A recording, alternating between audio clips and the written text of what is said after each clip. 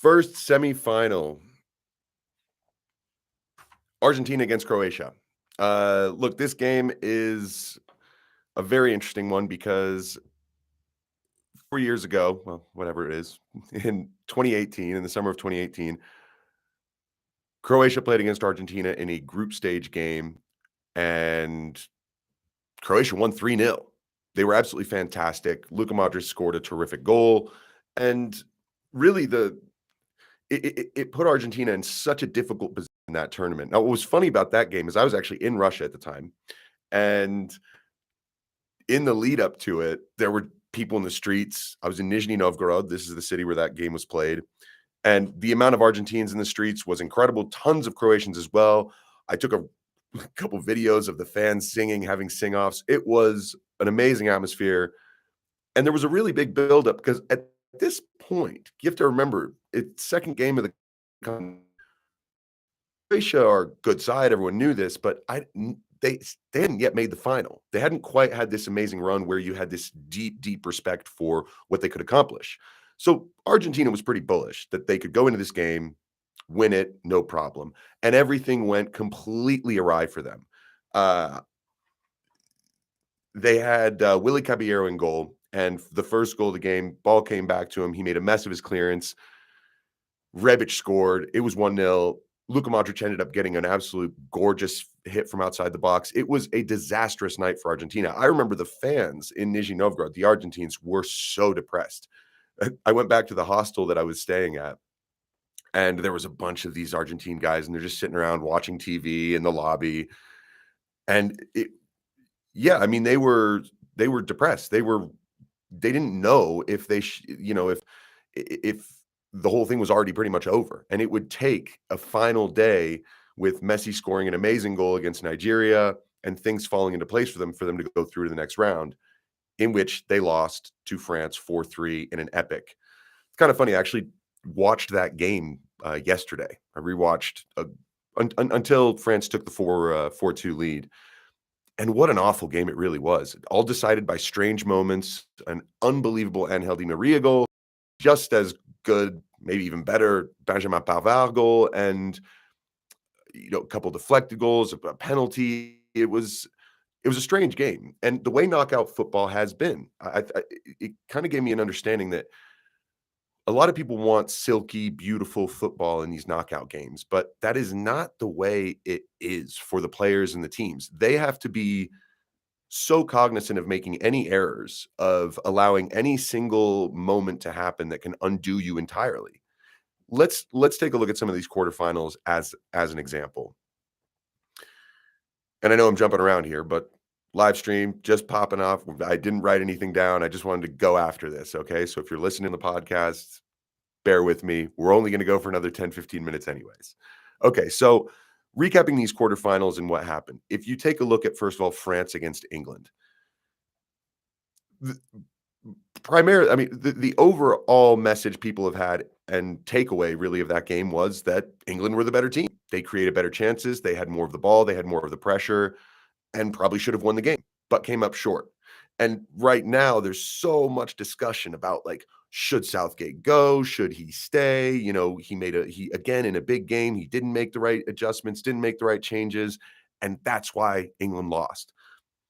I mean, I'd also say England lost because Harry Kane missed a penalty at a crucial moment of the game to bring them level, and France ended up winning. And having watched some of these knockout games, not just in this year, but in prior years, the margins are so tiny. I mean, the difference between ending up on the winner's side and loser's side, it is so small, and it's amazing how a coach can look like an absolute genius for what they've done if their team gets through, and the other one looks like a complete idiot, even though everything hinged on just a couple moments. So for England, Bukayo Saka gets brought down by Upamecano on the right-hand side, outside the box, deep in French defensive territory, and this could have very well been a foul, right? I think there's people debating on whether or not there was really enough. It's just body contact, whatever it is. However you look at it, it easily could have been a foul. If that's called, France do not just run up the field and score right away through Aurélien Tchouameni. It just doesn't happen. Hugo Lloris made a couple big saves, especially one from Harry Kane prior to that. There was also the penalty shout that VAR ruled was just outside of the penalty area instead of in. And this is, I think, debating on the images you look at, it could be debatable. And these are all tiny little things. France, Didier Deschamps is about to pull off Olivier Giroud. That's his plan. I'm going to put on Marcus Thuram. That's how we're going to do this. And then 2 minutes later, Olivier Giroud scores, right? I mean, he gets himself in the penalty area. First, Dembele nods a header down to him. He misses a good chance. On the ensuing corner, ball comes in, gets hit out, goes back to Griezmann. Great cross. Giroud heads it. It hits off of Maguire's arm and goes in. Like, these are the margins. Let's say it doesn't hit Maguire's arm. The trajectory of that ball was going somewhat central. Can Pickford get a hand on it and touch it over? It's still 1-1. We don't know, but the margins are so tight. And so when you look at these games, just understand that each individual moment is so crucial. Let's take a look at one of the other quarterfinals. Portugal against Morocco. Now, things were going fine for Portugal in the first half. For the vast majority of it, they had good possession of the ball. They were creating good chances. They were getting into dangerous areas. And they were doing it at a far higher rate than Spain were. So what you wondered was, are Morocco going to be able to outlast this? Because with Spain, all they had to do was really shift side to side. They didn't really take many shots. It wasn't that difficult to go through large stretches of the game and feel pretty comfortable. Portugal did not give them that. Portugal were much, much more front-footed. They had more dynamic players in attack. And unfortunately for Portugal, they conceded a goal. They went behind 1-0 late in the first half, and that just set everything off for them. You could see very early in the second half, they had urgency. We're going to go. We're going to get back into this game. We're going to equalize and then get back on the same page. Ronaldo comes on within 5 minutes of the restart. This is it. But the desperation for Portugal was so clear. And yet they still had some amazing chances. I mean, Bruno Fernandes hits the bar on a shot from about a yard outside the 18-yard box. Hits the bar. I mean, no one was getting in the way of this. If it's at 3 inches, 4 inches lower, it's a goal. Pepe or Pep, I don't know. All of a sudden, out of nowhere, people are saying his name's Pepe. People have been saying Pepe forever. Someone's going to have to help me out with this one. Anyway, Pep, back post, header, misses. I mean, it's just an astonishing miss. If that ball goes in, it's 1-1. And maybe we go to penalties. Who knows what happens in penalties? Yes, Yassine Bono's been terrific. Diogo Costa, the Portuguese goalie, has not been terrific this tournament. Who knows? But again, these are the margins. And Morocco have gone through on margins throughout the whole tournament, but they have earned that as well, right? They're a very dangerous team. France is going to have their hands full with them. But it is really tight for who goes through. Croatia. Let's take Croatia now. For them to beat Brazil in the manner that they did was incredible because, yes, Brazil took a fantastic lead. Neymar's goal was exceptional. They go into the halftime of the extra time, and this is where, yes, tactical mistakes can be made. And I think Chiche, the Brazilian coach, should have brought on Fabinho. Take off one of your forwards or your attacking midfielders, stick in Fabinho, and just let Casemiro and Fabinho just sit in the middle of the midfield and clog everything up. Because you know that for the next 15 minutes, it's going to be Brozovic, Modric, and Kovacic trying to move the ball around, trying to find a way to get one opportunity. Brazil poured forward, committed way too many numbers into an attack. I think there were 6 or 7 players ahead of the ball. They lose it. Croatia go down the other end. And this is where the margins come in. The ball gets played back to the Croatian forward, Bruno Petkovic. That's right. And he takes a shot that looks like it's not even that well hit and looks like it's probably going straight to Alisson Becker, but it hits Marquinhos, I think, right on the top of the foot and goes into the bottom corner. Now, again, a deflection can go anywhere. That ball could have gone wide. That ball could have, dribbled right into the arms of the goalkeeper. It could have gone over. It could have done anything, but instead it goes into the bottom corner 3 minutes from time. And then we go to penalties. Penalties are not a lottery, right? There is strategy involved here. Neymar didn't take one. He was the fifth taker. He didn't take one. I think once you set up an order and once players know who's going when, it becomes harder to change that, especially if you're saying, no, no, no, you don't take this one, I'll take it. Now there's kind of this idea that, well, I don't have confidence in you, so you have to let me. It becomes difficult in penalty shootouts, and especially when you miss your first one. So, again, the margins in all of these games have been so tight.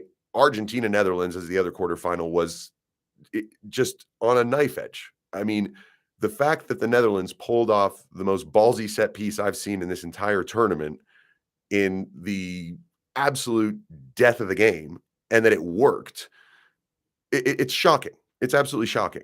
But that's the part that was so much fun about these games. Then you go to penalties. Again, it's a goalkeeper that's able to outfox one or two players. It's a couple guys who are, yeah, just rattled in by the tension. They can't deal with it. And then we end up with Argentina moving through. So as we look to these semifinals, Argentina, Croatia, I cannot see this game being anything but ridiculously tight. And part of the reason why is I don't see Argentina running away with any game. They have not in this competition. They struggle to control games in their entirety. When they get under pressure, it's almost like a siege mentality. Like they are under so much more pressure than they maybe need to be. You saw Australia score a deflected goal on them, 10 minutes to play, and the rest of the game was just chaos. It isn't easy to manage those situations at this level because good players are going to be able to do small things to put you under pressure, make you force your team back. Everyone needs to drop into a low block. Now you're just defending big balls into your box. And that's not what you do. That's not what you're used to, which is why if you're a top team, you have to find ways to, first of all, get a certain type of lead and then get control of the game where the opposition is themselves no longer actually doing what they want to do. Morocco are going to be in great shape against France if they can keep it at 0-0 or take a lead. If France go up 1-0, that will change everything. Similar to Argentina, if they go up 1 or 2-0, well, 1-0, Croatia will continue to do the same thing. But if Argentina can get a 2-0 lead, it changes the entire way Croatia have to play. And we've seen urgency either work for teams, right, where they need a goal, so they start pressing on and they make something happen, or we have also seen that kind of urgency fail for teams. Portugal being a great example. They lost their composure completely in the last, say, 30, 40 minutes of that game. Everything was so dramatic. Shots, crosses were taken from poor angles. And in the end, they weren't able to get a goal that would equalize the game.